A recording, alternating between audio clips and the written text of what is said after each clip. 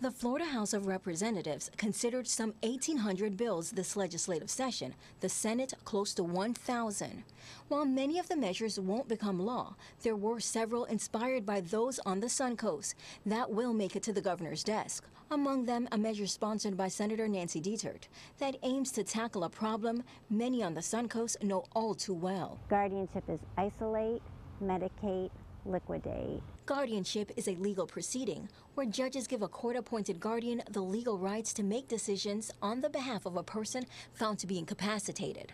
Julie London says the process was used to take her mother's rights away, as well as her rights to help manage her mother's affairs. ABC 7 did some digging and found out the guardianship company, Lutheran Services Florida, was given custody of London's mom. And during that time, the agency was accused of overcharging her mom. In some cases, services were as much as $85 an hour.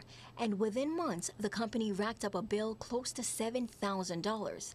And as time went on, that bill only got higher. My mother said, if you see a corruption happening, you use your mouth, you talk. If they don't listen, you talk louder. And if they still don't listen, get more of you to talk. So London took to social media and a local radio station. Eventually, she connected with Senator Dietert. Once Senator Dietert found out about it, did her research, she went to work. She didn't just go to work for me.